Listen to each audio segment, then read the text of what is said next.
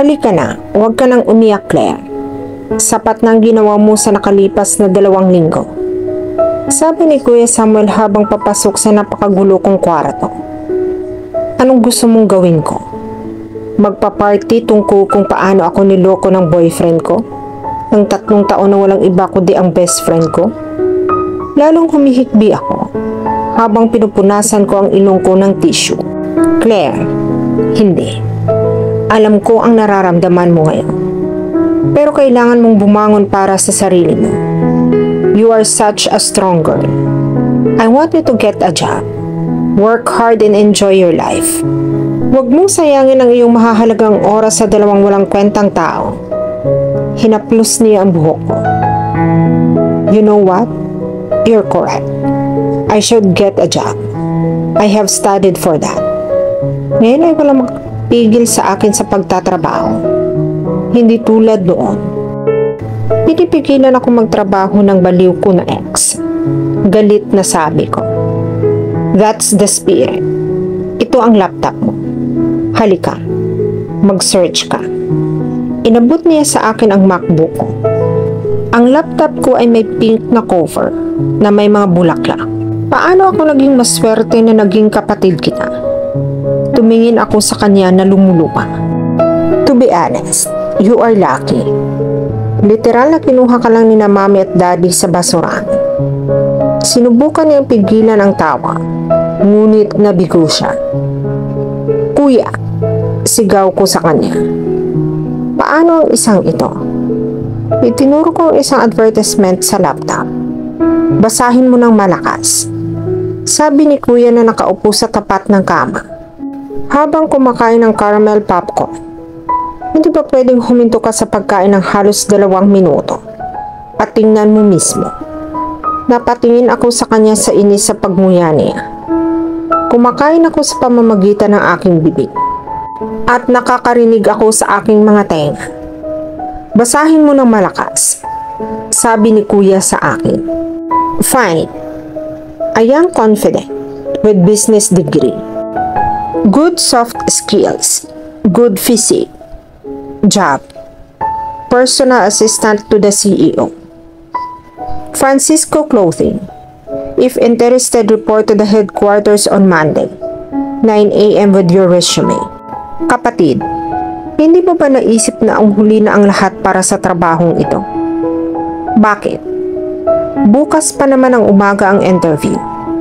Sa ngayon, linggo ng hapon. Ano ang big deal? Nasa New York ang headquarters ng Francisco Clothing.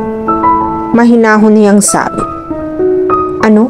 Seryoso ka? Takot na takot akong tumingin sa kanya. Yes, Claire. It's such a huge company for God's sake. Hindi mo ba narinig ang tungkol sa kumpanyang ito? Wala akong oras para dito. I need to book flight for New York right now. Hinahanap mong pinakamaagang flight papunta sa destinasyon ko. Yes, I got it. 4 na oras na lang bago ang flight. Oh my God, I need to pack. Padabog akong tumakbo papunta sa closet ko. Anong kailangan ko? Something formal. Inihagis kong iba't ibang damit mula sa aking aparador. Bakit ako may mga ganyang damit na nabasura?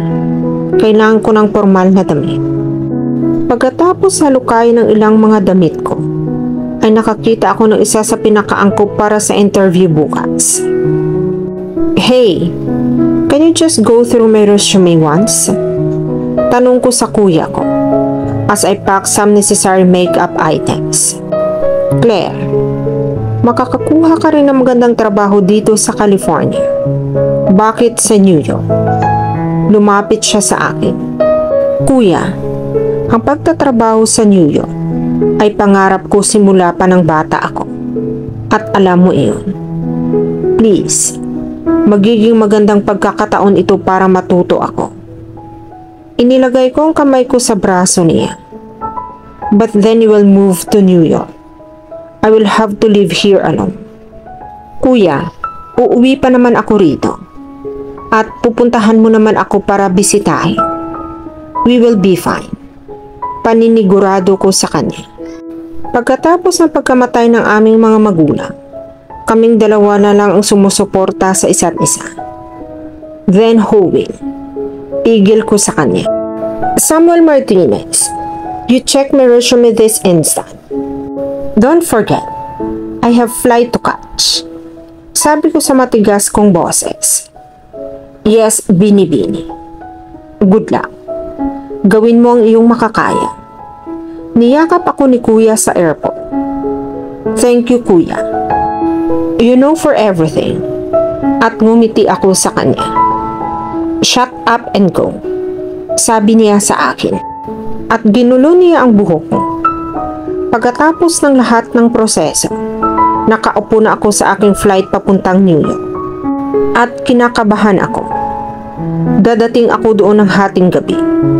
Nakabook na ako ng hotel. At bukas ng umaga magaganap ang interview ko. Ibinigay na ng flight attendant ang lahat na kinakailangang tagubilin. The flight talked off. New York. Here I come. We have reached JFK Airport, New York. It is 12:06 a.m. Currently, it is 10 degrees Celsius outside. Your luggage will arrive at belt number 25. Thank you for flying with Delta Airlines. The flight attendant announced. Yes, nasa NYC na ako. Mabilis kong kinuha ang mga bagahe ko. Pagod na ako, na hindi man lang nakapaghapunan. At nakatulog na lang ako na makarating ako sa aking silid sa hotel. Nag-message na lang ako sa kay Kuya na nakarating ako ng ligtas. Sa kabilang banda si Marthy. Good morning, Mr. Francisco. Bati ng finance manager kong si Stefan. Pagpasok namin sa opisina ko. Handa na pang financial statement last quarter. Tanong ko sa kanya pagkaupo ko sa upuan. Yes, Mr. Francisco. Ano ang quarterly nakita ng ating sangay sa Seattle? Tanong ko sa kanya na nakapikit. Is the new winter collection we started at the start of the quarter profitable for us? If yes, then what is the net profit and the gross profit ratio? What can you say about the EPS of the company due to the advertisement we did with the supermodel? Is it really benefiting our brand? I will look up. You are fired. Sigaw ko sa kanya. Sir, I'm sorry. I'm really sorry, sir. The statement is not ready. I will finish it by today, sir. Kahapon pa ang deadline. Hindi ka dumating mag-isa para sabihin na hindi pa handa ang trabaho mo. It's when I call you. You lied to me. I won't tolerate this kind of unprofessional behavior. Sabi ko sa kanya. Patawarin mo ako sa pagkakataong ito, sir. Hindi ito ang unang pagkakataon, Stefan. Don't waste my time. Clock is ticking. Get out of my company. Alam niyang siya talaga ang may kasalanan. Umalis siya kaagad sa opisina ko. Natalie, paano yung interview para sa personal assistant ko? Tanong ko sa temporary assistant ko through intercom. Yes, Mr. Francisco. The interview is scheduled from 9 a.m. Halos lahat ng candidate nandito na. Kung ready ka na, I can send them one by one. Nagsalita siya sa kabilang linya. Sige, papasukin mo sila. Sa kabilang banda si Claire. Nagising ako ng 7 a.m. at salamat sa alarm ko. Kung hindi ay nakatulog akong hanggang tanghali. Pagod ako pagkatapos ng biyahe. At paggising ko gutom na din ako.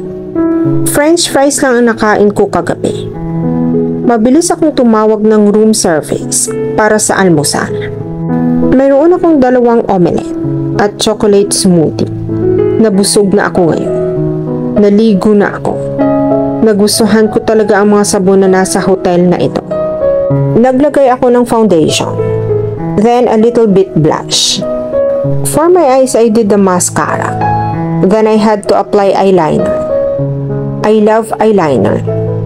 Lastly, I applied maroon lipstick. Kinuha ko ang bag ko. Pagkatapos ang resume ko. Handa na ako para sa aking interview.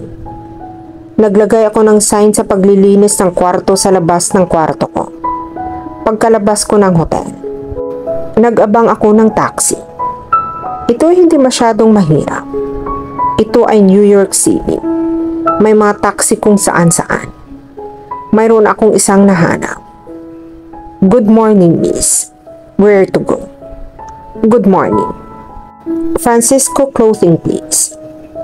Nakarating kami doon sa loob ng 20 minuto. Nagbayad ako sa taxi driver. Pagbaba ko ng taxi, sinabi ng driver, "Good luck sa interview." "Thank you." "Pero paano mo nalaman?" Natutuwang tanong ko. "Nakita ko ang iyong resume at ang iyong pagtapik ng paa ay nagbigay sa akin ng isa pang pahiwatig." "Yes, sorry for that." Ngumiti ako ng paumanhin. Napatingin ako sa skyscraper na nasa harapan ko. Sa itaas nito ay ang logo ng Francisco Clothing. Sana talaga makuha ko ang trabahong ito. Magiging magandang break ito para sa akin. With that thought, pumasok na ako sa building. Pagkapasok ko pa lang, nakita ko ng receptionist desk. "Hi, nandito ako para sa personal assistant interview." Sabi ko sa receptionist. "Sure. Pwede ko bang malaman ang pangalan mo?" Tanong niya. "Claire Martinez." "Sige. Sumakay ka sa pangalawang elevator. Sa 20th floor ang interview. Doon gagabayan ka ni Natalie." "Okay, salamat." Ngumiti ako sa kanya. "Good luck." At gumiti siya sa akin. Tumango ako at tumuloy sa elevator. Habang paakyat ang elevator, kinakabahan ako. Paano kung hindi ko maibigay ang aking magandang impression? Paano kung hindi nila ako gusto? My God, tulungan mo ako. Nakarating na ako sa 20th floor. Gaya ng inaasahan, maraming babae ang para sa interview. I mean, bakit hindi? Sino ba naman ang hindi magkakagusto na maging assistant ng napakalaking business CEO? Nilibot ko ang paningin ko sa kwarto at nakita ko ang isang babae na parang empleyado dito. "Hey, nandito ako para sa personal assistant interview." "Good. I'm Natalie. I will call you when your chance comes. Till then you may have your seat." Magalang niyang sabi. "Okay. I'm sorry to be rude. But who will be taking the interview?" "Ang CEO mismo." After 15 minutes or so, Natalie called my name. "Claire Martinez." "Yes." "Handa ka na bang pumasok?" Ginaid niya ako papunta sa opisina. Sa kabilang banda si Martin. "May I come in?" A gentle voice came from outside. "Come in." Pagkabukas pa lang ng pinto, ay pumasok ang isang magandang babae, nakasuot na itim na palda at puting V-neck shirt. As I noticed her, I know she made very minimal makeup.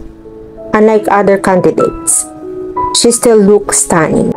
I hope she got brains, because I ain't hiring her if she doesn't show her skills. Tila kinakabahan siya. Ipagpalagay ko, mayroon siyang puting resume file. Umupo ka. "Good morning, Mr. Francisco. I'm Claire Martinez." Kumpiyansa siyang nagpapakilala. Nagustuhan ko iyon sa kanya. Rest candidates were just shattering mess when they spoke. "Claire, can you give me your resume?" I asked, gazing straight in her eyes. "Here it is." She handed me the file. Napatingin ako sa resume niya. Nakatira siya sa California. Has a good business degree from California State University. No work experience. And that's so strange. Claire, you have an excellent degree in business. Bakit wala ka pang working experience? 25 years old ka na, right? Tanong ko sa kanya. Yes, sir. Pero may personal na dahilan iyan. Pasensya na po. Tumingin siya sa ibaba. Ano kaya iyon? Tanong ko sa aking sarili. Okay. Sabihin mo sa akin, bilang walang karanasan sa pagtatrabaho, bakit kita kukunin? Matigas na tanong ko sa kanya, habang sinasara ang resume niya at inilapag sa mesa. Kukunin mo ako dahil maipapangako ko sa iyo na ito ang aking unang karanasan sa pagtatrabaho at ibibigay ko ang lahat ng aking makakaya. At hindi ako magbibigay ng kahit isang pagkakataon sa iyo na madismaya ka. Mapapatunayan ko sa iyo na ako ay karapat-dapat para sa itong trabaho. She said firstly. Gusto ko ang ugali niya. Will you hire me? Confident di ba, Miss Martinez? Isang mahinang tawa ang pinakawalan ko. Ngumiti siya at tumango ng positibo. Well, I like your phrase. Confident attitude, Claire. I would like to see you work for me as my personal assistant. You got the job. Thank you. Thank you, Mr. Francisco. Don't expect it would be a path of roses working with me, Miss Martinez. Sabi ko sa kanya. Good for me then. I hate roses. Sagot niya. Tomorrow, 8:30 a.m. sharp with my coffee. I hate tardiness. At tumayo na ako. Noted, Mr. Francisco. Umalis siya sa opisina ko bago nagbigay ng isang maliit na ngiti. My God. Nasasabik ako para sa kanya na magtrabaho para sa akin. Ibang-iba siya sa sassy attitude niya. She didn't throw herself at me. She was dressed modestly. Everything was a tip. Tinawagan ko si Natalie. Tapos na ang interview. Send them all out. Sa kabilang banda si Jennifer. Nakuha ko ang trabaho. Hindi ako makapaniwala. Oh my God. Nakuha ko ang trabaho. Kailangan kong tawagan si Kuya. Kailangan kong tawagan siya. Kinuha ko ang cellphone ko at dinayal ang number ni Kuya. Good morning, Claire. Sabi ni Kuya sa kabilang linya. Kuya, you won't believe what happened. Sabi ko sa kanya. Nakita mo si Gigi Hadid? Ano? Gigi? Seryoso ka, Kuya? No. I got the job as the personal assistant at the Francisco Clothing. What? Oh my goodness. Congratulations, Claire. Kailan ka napapasok doon? Simula bukas. Kinakabahan kong sabi. Pero saan ka titira? You have the hotel reservation just for today. Yes, I know, Kuya. I still have to figure it out. Kailangan ko din ng mga damit. Sa weekend malamang babalik ako para kunin lahat ng bagahe ko. But the staying problem exists. Teka, naalala mo si Carter? Yung close friend ko noong college? Tanong ni Kuya. Yes, of course, I remember. I even had a little crush on him. What about him? He lives in New York. You can stay with him for a time you get an apartment. Iminungkahi niya. Sigurado ka ba? I mean, you have lost contact in this couple of years. Don't worry. I will call him. I will let you know by lunch. Okay. Sure, Kuya. Goodbye. Thank you, Carter. It means a lot. I say to him as I enter his apartment. It's a 2-bedroom apartment enough for us. Carter, well, he is changed for sure. I mean physical appearance. He has a great body. He even has beard now. Naalala ko na nagrereklamo siya noong teenagers niya na kung paano niya gustong magpatubo ng balbas. No worries, Claire. You are my friend too. Sana hindi mo ako pansinin sa sinabi na iyan. No. Sabi nga ni Kuya, Dito rin nakatira ang girlfriend ko. Asan siya? Tanong ko sa kanya. She must be coming from work. She works in... Saktong tumunog ang doorbell. Ayan na siya. Sabi niya at binuksan ang pinto. At pumasok si Natalie. Ang babaeng nagtatrabaho sa Francisco Clothing. Siya ang kanyang kasintahan. Wow, small world. Parang sweet niya nung nakilala ko siya. Hey, ikaw? Napangiti siya nang makilala ako. Ngumiti ako. Magkakilala kayo? Tanong ni Carter kay Natalie. Pumasok siya para sa interview ngayon sa trabaho. At nakuha niya ang trabaho. At siyang kausap ko na titira dito sa atin. Sabi ni Carter sa kanya. That's great. Magkakaroon ako ng girl company ngayon. Niyakap niya ako. Thanks Natalie at Carter for letting me stay here. Ilang linggo bago ako makakuha ng apartment.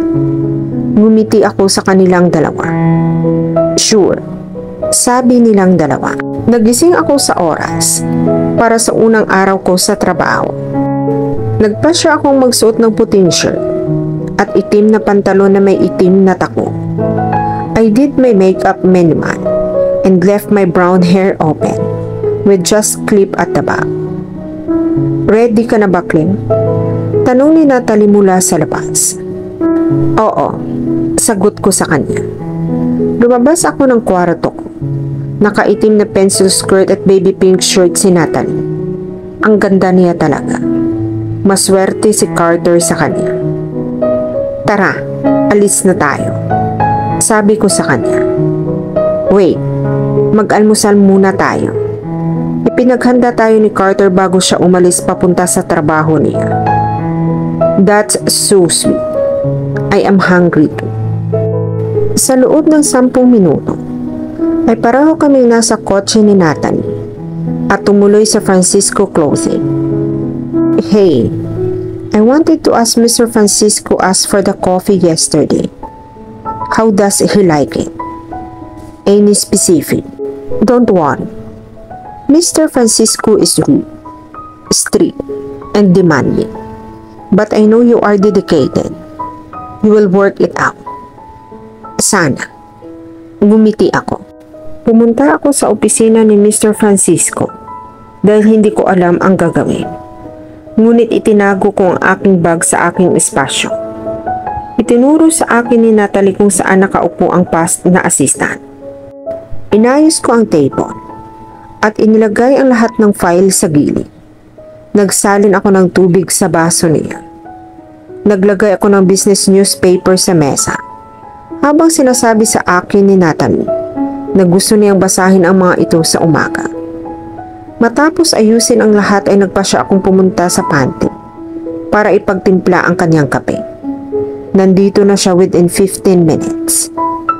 Nakarating na ako sa pantry. Kumuha ako ng isang tasa at nagbuhos ng 2 shot ng espresso. Pagkatapos idinagdag ang tubig at gatas. Nagdagdag ako ng 1 cube ng asukal. Napaisip ako sandali at nilagyan ng kaunting cinnamon ang kape niya. Ginagawa ito ng aking ina noon para sa akin at ito ang paborito ko noon. Sana magustuhan niya. Pumasok ako sa opisina niya at inilagay ang mug sa isang coaster. Pumipili na sana ako ng dyaryo para basahin ng may malalim na boses ang bumulaga sa akin. Early aren't we, Miss Martinez? Lumingon ako. God, you scared me. Nilagay ko ang isang kamay ko sa dibdib ko. Hindi ko sinasadya. Sagot ni Mr. Francisco at lumapit sa akin. Grabe, ang gwapo niya talaga. Paano magiging gwapo ang isang tao? He wore a blue coat and pants with a very light blue shirt. Good morning, Mr. Francisco. Ngumiti ako. Good morning. Napatingin siya sa mesa na nakaayos na ang lahat. Napangisi siya nang makita ito. I assume tinanong mo si Natalie tungkol sa lahat. Umupo siya sa upuan niya. Oo, ginawa ko. Here is your coffee, sir. And here all the business newspaper na gusto mong tingnan. Ininom niya ang kanyang kape. At biglang nagbago ang ekspresyon ng mukha niya. Oh my God, Claire. Bakit nilagyan mo ng cinnamon ang kape ko sa unang araw mo? Hindi ka nag-e-eksperimento sa unang araw. Are you crazy? Sinong gumawa ng kape na ito? Tanong niya. Ay, Ma'am Boy. Narinig mong mabuti ang tanong ko, Claire. Ako ang gumawa niyan. Sa wakas ay sagot ko sa kanya. There is something different in this. Yes. I added a pinch of cinnamon powder. My mother used to make such coffee for me. At nagustuhan ko ito. Pero pasensya na binago ko ang daily coffee routine mo. I will go and just make another normal one for you, Mr. Francisco.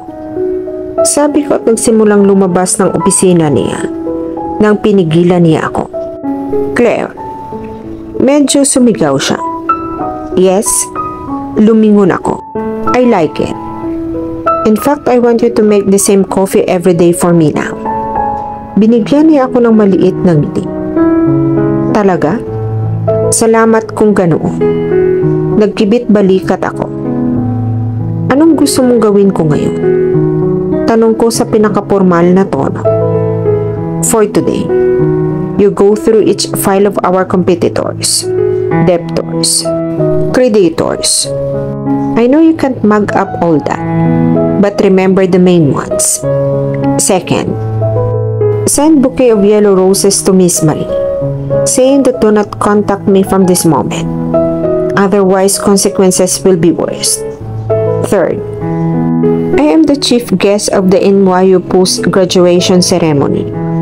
Just recheck my speech for it. My PR must have already emailed it. That's it for now. He said in one breath. Noted, Mr. Francisco. Umalis ako sa opisina niya para gawin ang mga gawaing sinabi niya sa akin. Isang buwan ako nagtatrabaho para kay Mr. Francisco. Tulad ng sinabi niya, ito ay hindi landas ng parang rosas. Nagbabago ang mood niya ng parang seconds sa orasan. Isang bagay na natutunan ko sa kanya ay mabait siya. Kapag mabait ka sa kanya. Ngunit my love, kung dumating ka sa kanyang masamang panig, siya ay napakasama. Hindi ako nagbibiro. If you ask me, I have managed till now not to get yelling from him. I mean, one time, he did scream at me, but it wasn't my fault. I did a weekend trip to my home, but unfortunately, hindi ko nakita si Kuya dahil kailangan niyang pumunta sa France para sa kanyang trabaho. Nasa marketing siya, kaya mas madalas siyang naglilibot. Nakatira pa rin ako kina Carter at Natalie. At naging close na kami. Pero may nakita na akong apartment. Mukhang nasa budget ko rin ang renta. Kaya nagpaplano akong lumipat sa loob ng 2 linggo. Hindi ako pwedeng umasa sa kanila habang buhay. Today was Monday. That means I have to see Mr. Moody Pants. Oo. Iyan ang pangalan ko na ibinigay kay Mr. Francisco. Hi, Mila. Bati ko sa receptionist na naging kaibigan ko na rin. Good morning, Claire. Kumusta? Nakangiting tanong niya sa akin. I'm fine. Mr. Francisco is not that bad. Ang swerte mo. Dahil may mga nagsasabi na halimaw siya. Kumindat siya sa akin.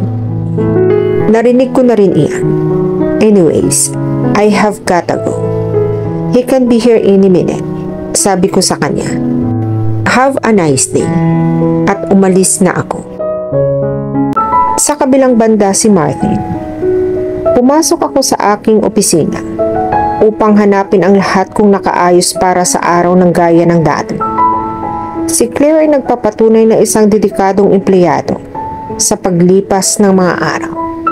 Siya ay masipag, maagap at dedikado.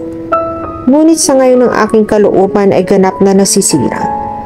Dahil sa isang artikulo na kalimbag sa New York Times tungkol sa akin, na ganap na hindi totoo. Bago ito, ay mayroon ding daang-daang maling artikulo tungkol sa akin. Ngunit ito ay napapamahalaan. Ang article na ito ay tungkol sa aking etiquette sa negosyo. Lahat ng maling bagay ay napaiprint nila. Kung paano ko manipulahin ang financial statement ng aking kumpanya. Nagbebenta ng mga nasirang produkto. At kung ano-ano pa. Kung babasahin ito ng mga bagong customer, maaapektuhan ito ng masama ang aking mga produkto. Good morning, Mr. Francisco. Pumasok si Claire, na may hawak na cup sa kanyang kamay at malawak ang ngiti sa labi. Tawagan mo ang PR manager ngayon din. Cancel all my meetings for today. I want no disturbance till I say so. Utos ko sa kanya. Pinikit niya ang kanyang mga mata. Sir, okay lang ba ang lahat?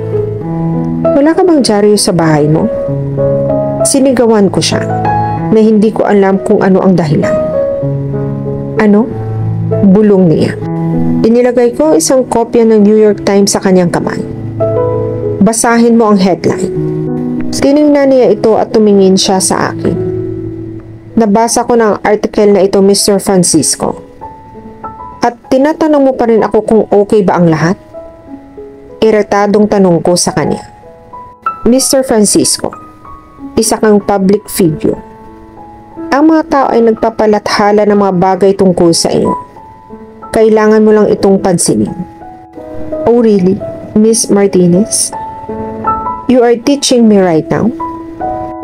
I know what is expected out of a public figure. Daan-daang maling artikulo ang pinapublish tungkol sa akin noon. Okay lang iyon. Pero ngayon, ay tungkol sa aking business ethics. Ito ay hindi ko kukonsintihin sa anumang halaga. Kaya gawin mo lang ang sinabi ko. Tumingin siya sa akin gamit ang mabangis na mga mata. Fine as you say, Mr. Francisco. Sa kabilang banda si Claire. I was just trying to help him understand. But he had to give me a lecture. Sa tingin pa niya tanga ako. He has such a goodwill in the market. One article doesn't change that. People respect him so much in the corporate world. Anyways, bakit ko ba inaalala? Ganoon din ang sasabihin sa kanya ng PR manager niya. Makalipas ang 3 oras, ay lumabas ang kanyang PR manager sa kanyang opisina na may pagod na itsura. Malinaw na ang 3 oras na nakikinig sa modi pants na ito. Kahit sino ay mapapagod. Nag-beep ang intercom ko. Si Mr. Francisco. Pumasok ako sa kanyang opisina. Handa nang makinig ng masama. O sumisigaw siya sa akin na walang dahilan. Yes, Mr. Francisco? Tanong ko sa kanya. I need Claire special coffee.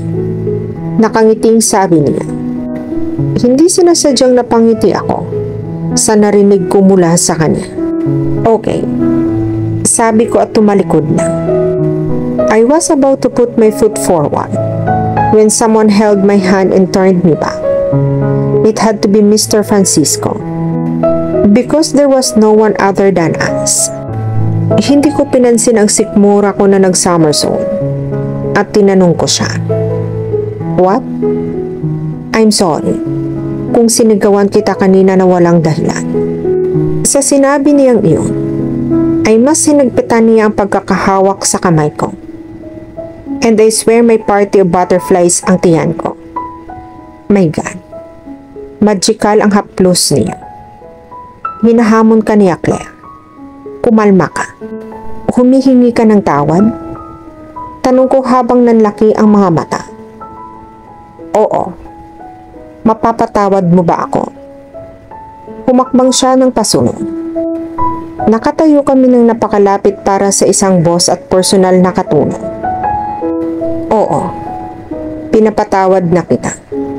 Sabi ko at itinulak siya ng kaunti para makahinga.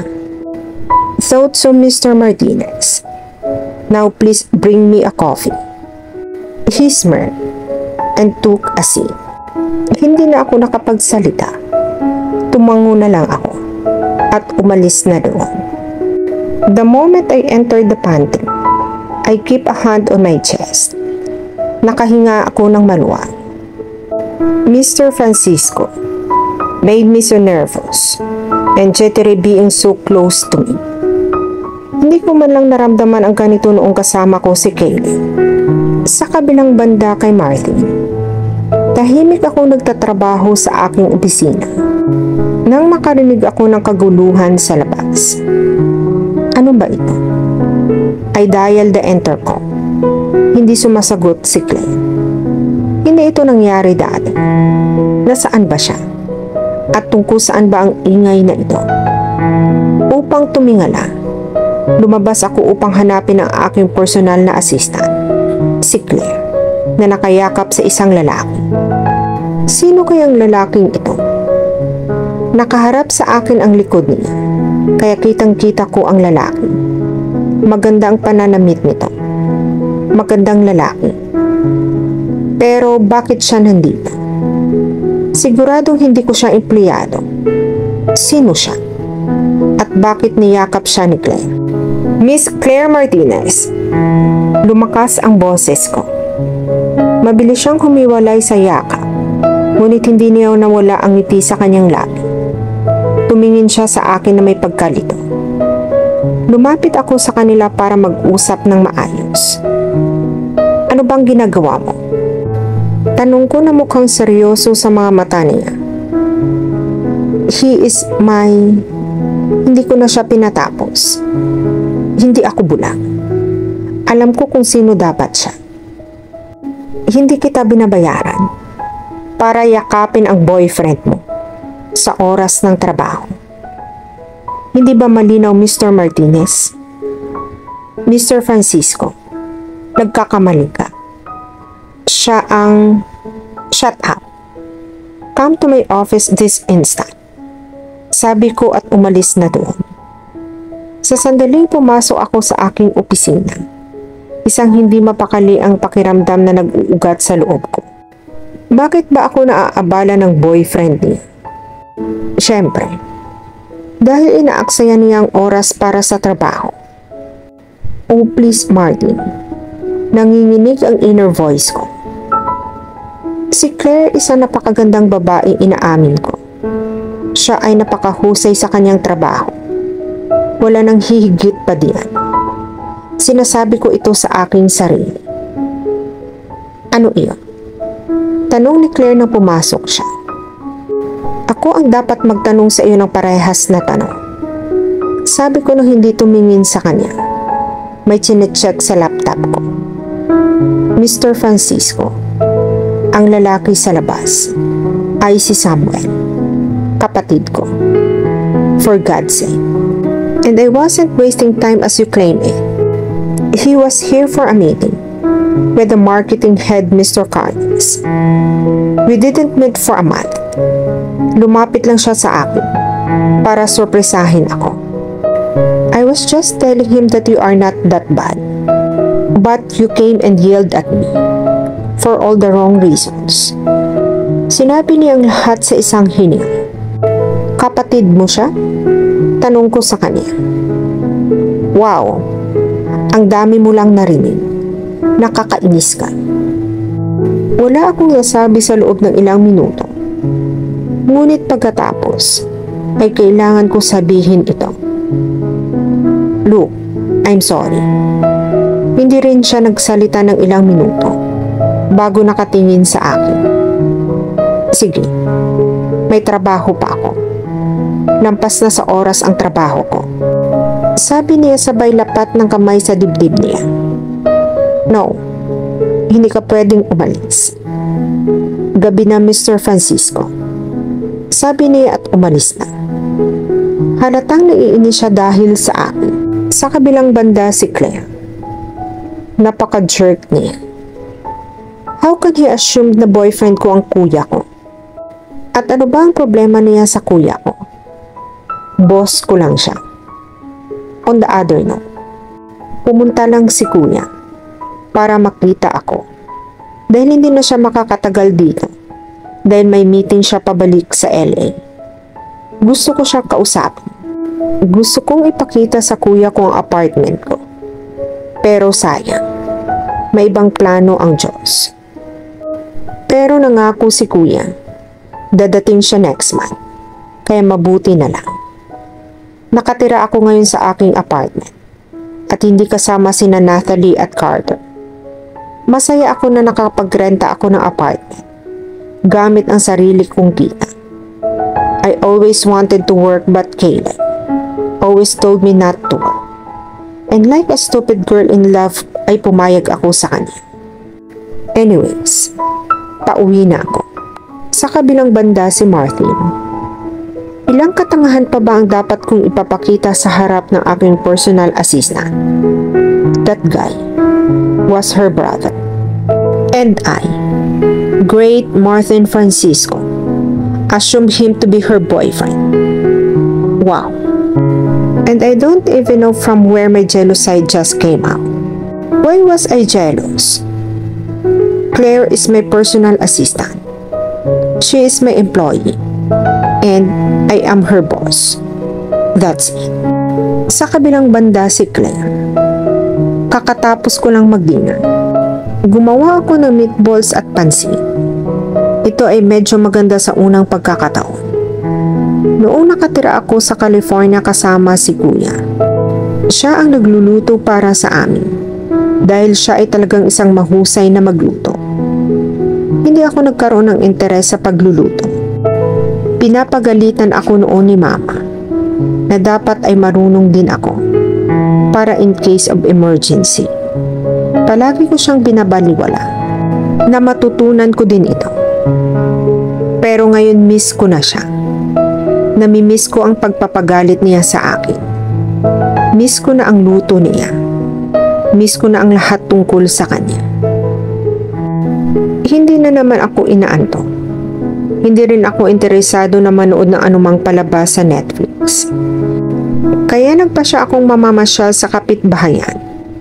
Bandang 10:30 PM noon. Alam kong medyo gabi na.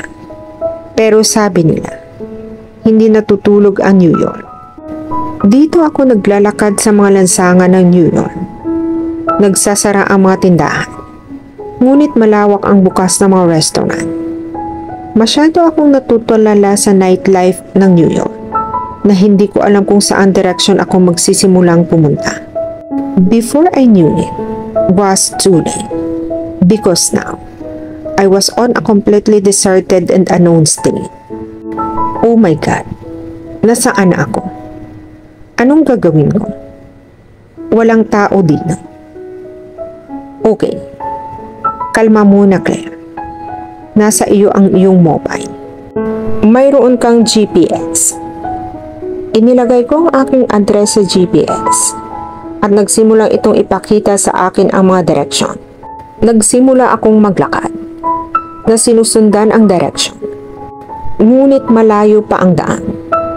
Hanggang sa makarating ako sa isang mataong lugar. Naglakad ako ng mabilis.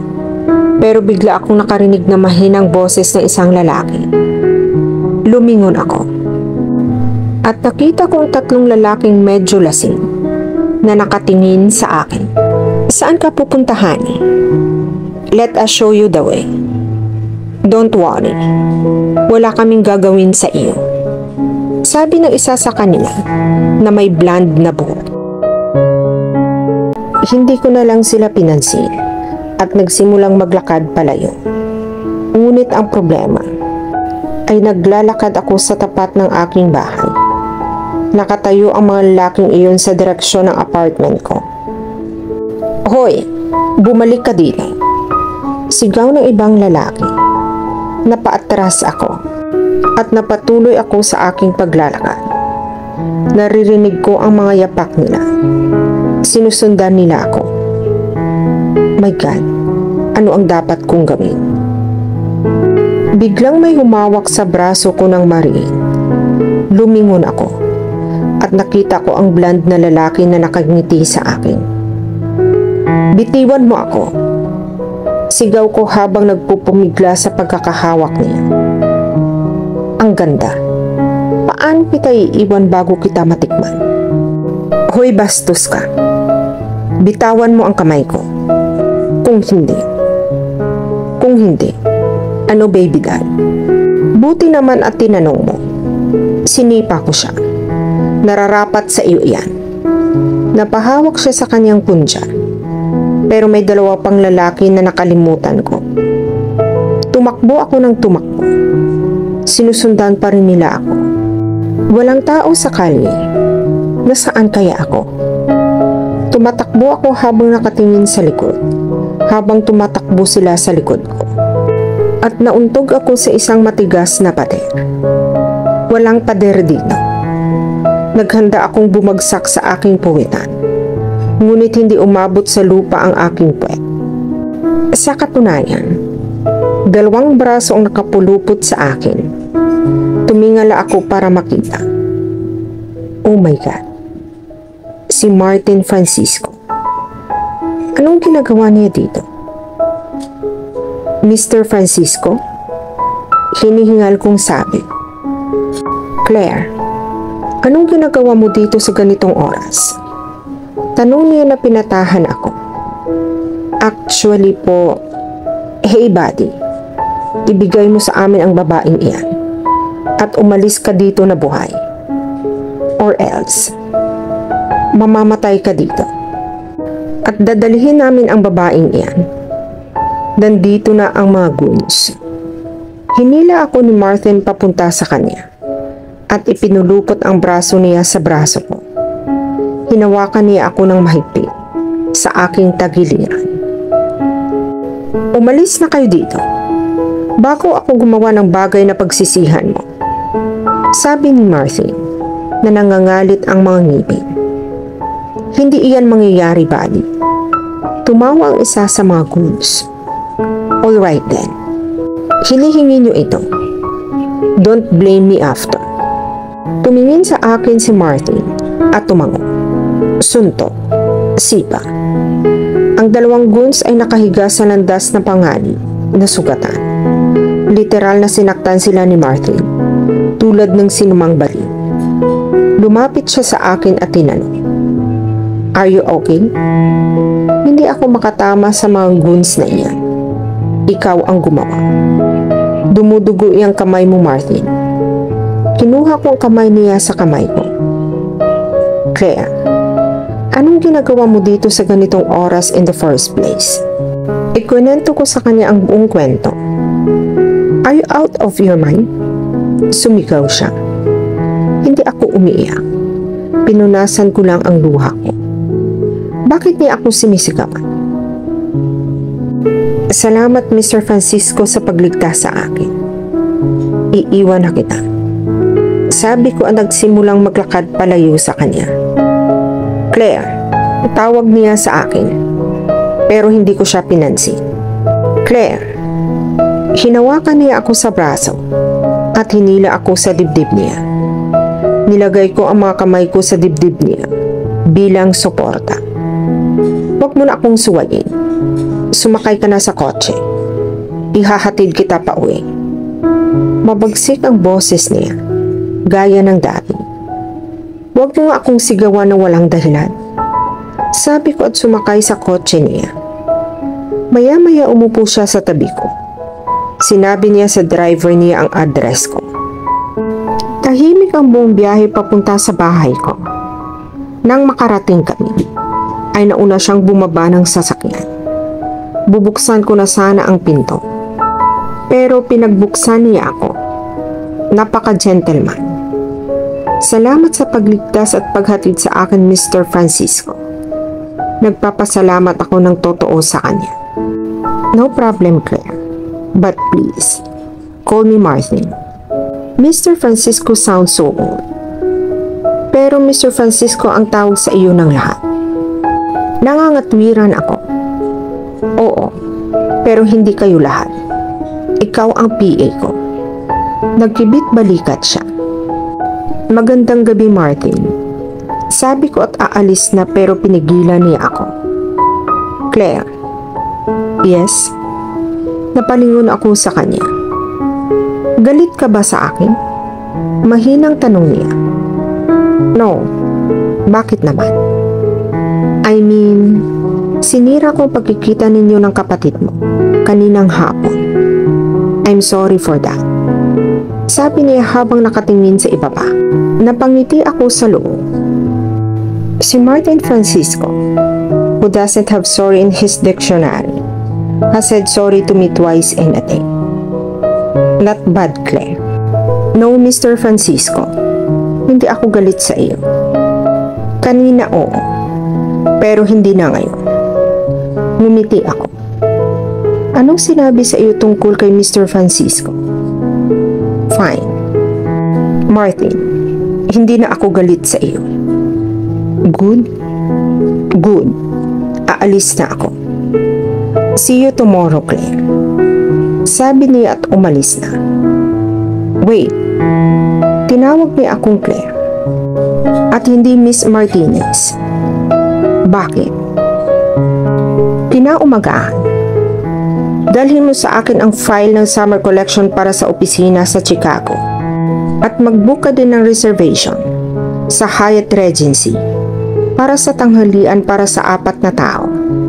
Sabi ni Mr. Francisco. May meeting ako kay Mr. Henry.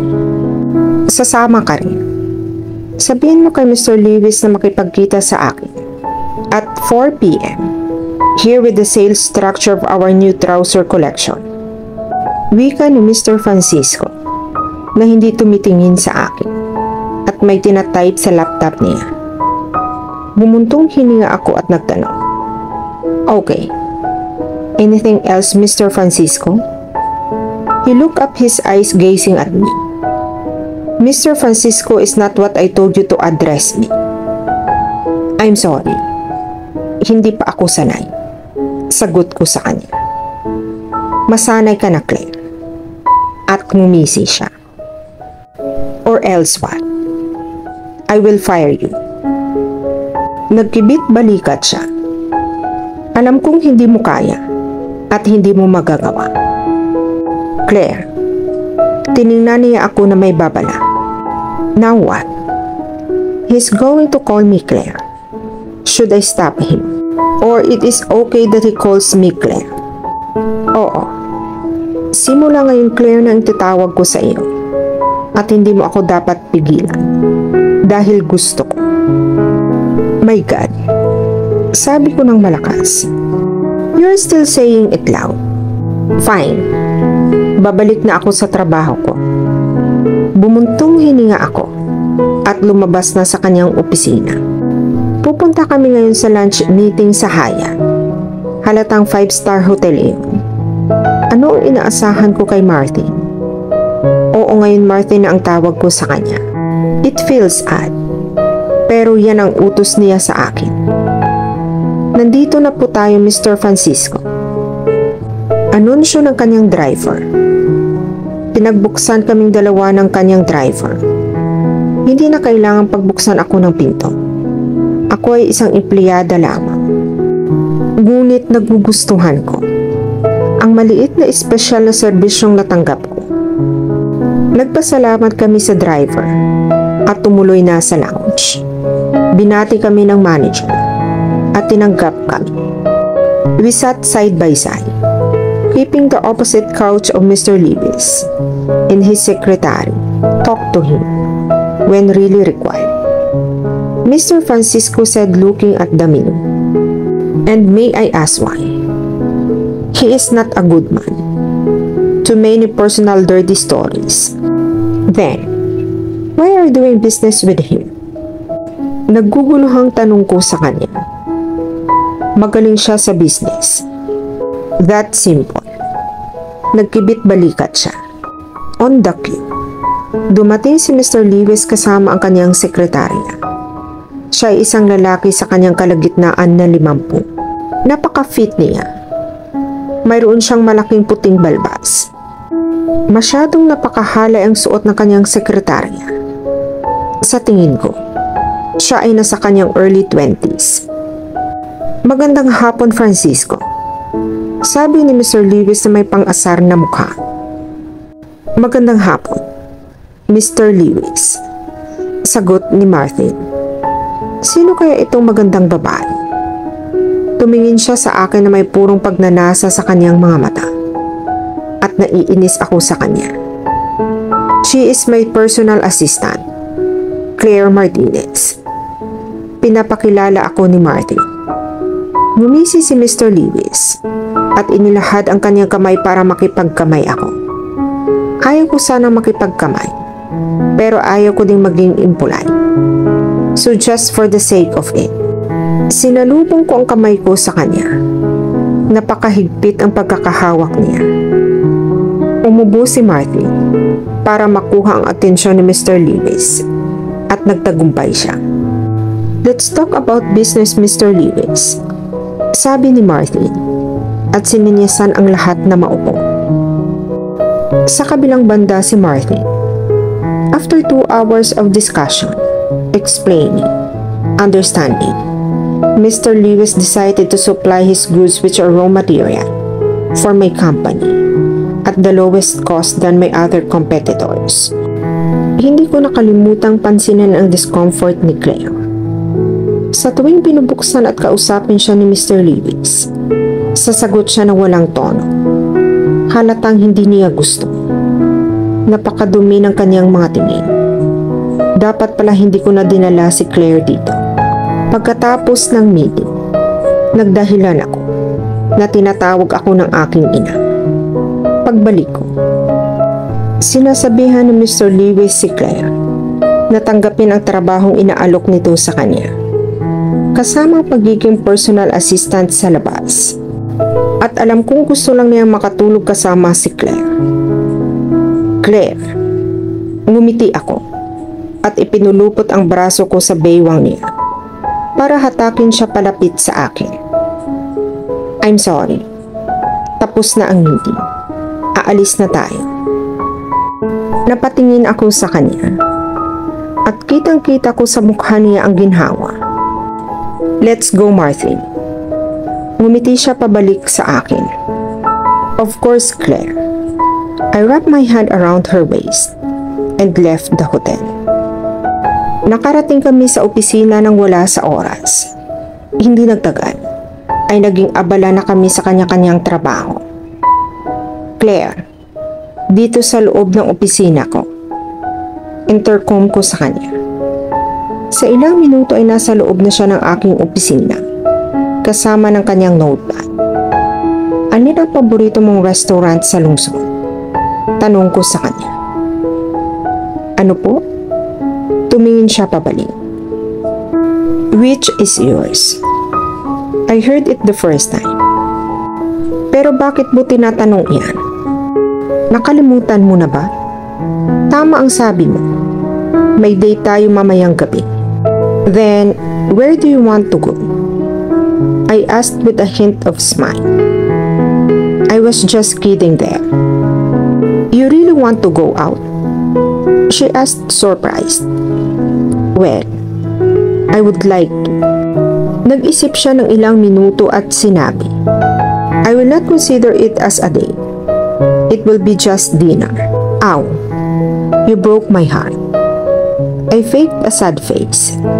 Napahalakhak si Claire at sinabi sa akin, huwag kang mag-alala. Malalampasan mo din iyan. Okay, maghanda ka mamayang 8 ng gabi. Tumango si Claire at umalis na sa opisina ko. Ano bang dapat kong isuot? Lalabas ako kasama ang boss ko. I mean, para lang sa normal na dinner. Walang date. Pero gusto ko pa rin magmukhang maganda. Sabi ni Claire sa kanyang sarili. Kaya nagsisimula na siyang maghanda. Naligo siya ng matagal, nag-shampoo, at nag-conditioning para maganda ang buhok niya. Lumabas at nagsimulang magpatuyo ng buhok. Nakasuot siya ng itim na dress na hanggang tuhod, na may hiwa sa kaliwang bahagi. Pinarisan niya ito ng nude heels at nude na Chanel bag.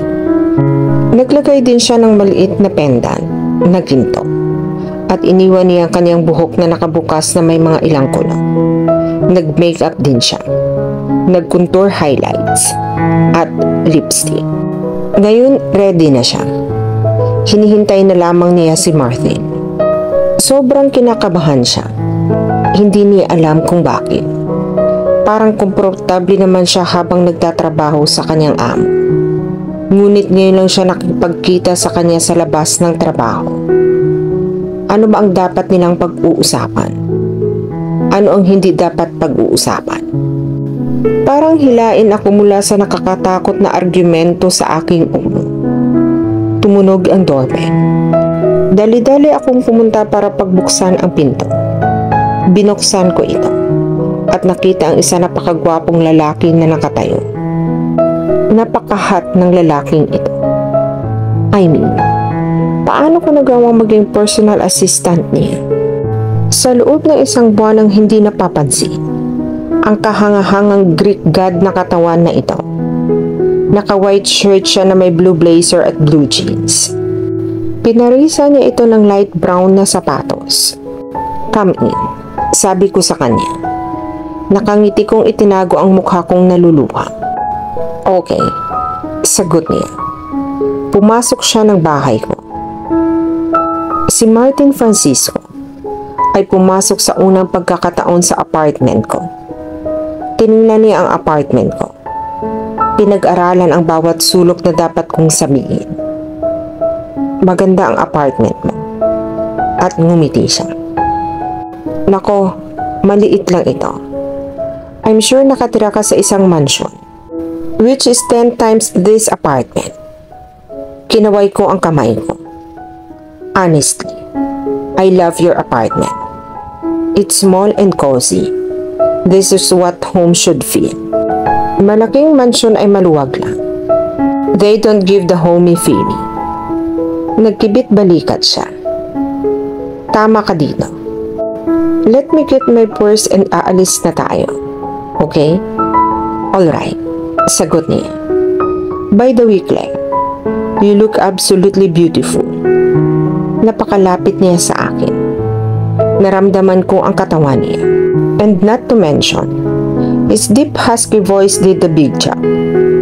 Salamat, Martin. Hindi ka naman nagmumukhang masama sa sarili mo. Sabi ko. Gusto kong sabihin na mukha siyang Greek god. Pero sa tingin ko ay sobra na iyon. Salamat. Sagot niya. Sa kabilang banda si Martin. Oh my goodness. Si Claire ay mukhang nakakatakot. Nakasuot siya ng damit na nakayakap sa kanyang katawan. Sa lahat ng tamang lugar. She is looking so ravishing. The moment I saw her, I wanted to kiss her badly. Pero nakontrol ko ang emosyon ko. Nakaupo kami sa isang marangyang restaurant sa New York. Nailagay na namin ang aming order. Kasalukuyang nakatingin si Claire sa kung saan-saan. Kaya napagpasyahan kong tanungin siya. Claire. Yes? Nalilisik ang mga mata niya sa akin. Hindi ka ba komportable dito kasama ako? No. That's not the case. I have been to lunches with you several times, but those were all business. This is personal. So feeling overwhelmed, I guess. Nagsalita siya ng tapat. I like that you are very honest with me. Pero wag kang kabahan. This isn't interview or what. We're just chatting here as friends. Ipinatong kong isang kamay ko sa ibabaw ng kamay niya. Tumingin siya sa kamay namin. Ngumiti at tumango. So tell me something about you, Mr. Francisco. Tanong niya. Well, I am the CEO of Francisco Clothing. My dad, Enrique Francisco, founded this company. And before 3 years passed on to me. My family consists of that. My mom, my little brother Sebastian, and my little sister Amelia. Pareho silang nasa university at mataas na paaralan. Nakatingin siya sa akin na may luha sa mata. May nasabi ba akong mali? Anong nangyari? Okay ka lang ba? Mahinang tanong ko. Pinunasan niya ang kanyang mga luha at ngumiti. Yes, I'm good. Kaya lang namimiss ko ang parents ko. Namatay sila sa car accident. when I was 15 and my brother was 18. Since then, kami na lang dalawa. I'm sorry for your loss. Hinawakan ko ang kamay niya. It's okay. Anyway, back to you. Hindi mo sinabi sa akin ang pangalan ng girlfriend mo. Ngumiti siya ng nakakaloko. Nice thing. But sorry to say, I'm single. I'm not dating anyone. Napangiti ako. Please don't me you are one of those rich guy na hindi naniniwala sa love at relationship. I have only one night stands. She said accusing me, habang naniningkit ang kanyang mga mata. Claire, no, I'm not that person. I believe in love very much. I believe love is the only thing which keeps us sane. My God, saka bakit wala kang girlfriend? Gwapo ka, mayaman, successful. Kahit sinong babae pwede mong makuha sa paa mo. Nagkibit balikat siya. Silly girl lang ang nagsabi na gwapo ako. Kailangan ko siyang asarin para dito. So sa tingin mo gwapo ako? Nag-smirk ako sa kanya. Iyon lang ang narinig mo. Hindi makapaniwalang tanong niya. Yes, I can get any girl, but I haven't found the right one yet. Kaya lang wala akong girlfriend. Satisfied, Claire? Sana mahanap mo agad ang babaeng pinapangarap mo. Ngayon sabihin mo sa akin ang tungkol sa iyo. Sabi ko sa kanya, habang nakatago ang mga kamay ko sa ilalim ng baba ko. Well, I was born and raised in California. I have older brother who works in marketing department in one of the MNC. At nakwento ko na nga kanina. My parents died in a car accident. And you are not dating anyone? I raised an eyebrow. She is so beautiful. How is she single? No, at the moment. So may kadate ka na dati? Tanong ko sa kanya. Bumuntong hininga siya. Oo. 3 years na kami ng ex-boyfriend ko. Nakipaghiwalay ako sa kanya bago lumipat dito. Ayaw mo ng long distance relationship? Tanong ko sa kanya. No. Niloko niya ako sa best friend ko. She said blankly. Siguradong galit na galit ka sa kanila. Sabi ko sa kanya. Hindi galit. Nasasaktan. Kaya ngayon hindi ko alam kung kanino ako magtiwala o hindi. Hindi ko alam kung paano ko sisirain ang mga pader na ito. At hindi ko rin alam kung gusto ko bang sirain ang mga ito o hindi. Buti na lang nung lumipat ako dito. My brother's friend Carter helped to stay with him until I got an apartment. And also Natalie, who works for her company, is her girlfriend. They became my first friends here in New York. Don't worry. Someday one guy will come and sweep in your heart. He will break all those walls you have built. He will never break your trust. Sana. Sagot niya. For now, I just want to focus on my work. Wala ka bang ibang kaibigan? Tanong niya. Meron akong ilang mga kaibigan. Sina Theo, Scott at Peter. Hindi ko pa din sila nakita. I have been working for you since a month.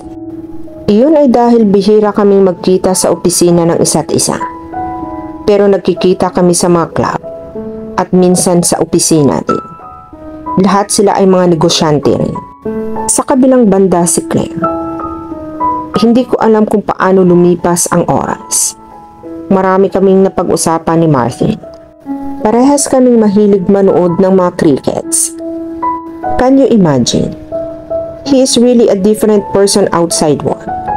At office he is this tough, rude and perfectionist person. He doesn't bear even a single mistake from anyone. That's one quality I admire about him. Check please. Sabi niya sa waiter. Out of politeness, binuksan ko rin ang aking bag. Hindi ito day, kaya hindi ko alam kung sino ang magbabayad. Ako na ang magbabayad, Claire. At ngumiti siya. Then at least we can go for an ice cream. And that will be on me. Sabi ko sa kanya. Alright. First let me clear the check. Sabi niya. I was really having a good time with him. So I thought why not extend this time and eat an ice cream. Iminungkahi kong pumunta kami sa Cookies and Cream. Nagpunta na kami doon minsan. Kasama sina Natalie at Carter. At nagustuhan ko ito. The ambience. The ice cream everything was so good. Alam daw ni Martin ang lugar na iyon. Kaya pumunta kami. Gusto ko ang chocolate chips na may maliliit na cookies crumbs sa ibabaw ng ice cream ko. Sabi ko sa waiter. Gusto ko naman ang butterscotch na may caramel dressing. Sabi ni Martin. So what's your free day like, Miss Martinez? Ang aking free day ay binubuo ng paglalaba muna. Dahil literal na ayaw kong maglaba. Kaya patuloy kong iniiwasan ito buong linggo. Kaya katapusan ng linggo, kailangan ko gawin ito sa wakas. Pagkatapos manood ng Netflix, FaceTime sa aking kapatid, at nag-yoga din ako. Kahanga-hanga. Well, hindi ako naglalaba dahil may mga gumagawa ito para sa akin. Alam ko. Sagot ko sa kanya. Ngayon wag mo nang i-flex ito. Putol ko ito sa kanya. Tumawa siya. Nanonood ako ng mga cricket matches, kung meron man. Or I go for a swim. Sina Theus, Kat at Peter. Minsan nag-iinuman kami. Buti naman hindi ka nagtatrabaho sa off mo. Bakit sa tingin mo magtatrabaho ako sa day off ko? Tanong niya sa akin. Because you're a workaholic. Don't you think I have noticed you that you're working enough? You are such a greedy businessman. And you literally work like a robot. Sinabi ko na nasa isip ko. Natutuwa akong malaman kung ano ang nasa isip ng personal assistant ko. Napaka-blunt mo, Claire. Sabi niya na nakatingin ng diretso sa mga mata ko. Honest ang tawag ko dito. Nagkibit balikat ako. Here's your ice cream. Enjoy. Sabi ng waitress. Nag-thank you kami tapos umalis na siya. Kinain ko na ang ice cream ko. At my God, napakalangit ng lasa. This is so freaking good. Napaungol ako. Nakatingin sa akin si Martin na may maliit na kislap ang kanyang mga mata at maliit na ngiti sa kanyang labi. What? Tikman mo ang iyong ice cream. Yes. Then he took a bite of his ice cream. It's really delicious. How come I have never been here? Iyon ay dahil hindi ka naglalaan ng oras mula sa iyong trabaho. Sagot ko sa kanya. At dito na po nagtatapos ang part 5 ng ating kwento. Sabay-sabay po nating abangan ang susunod na kabanata. Be good, be safe, and God bless po everyone.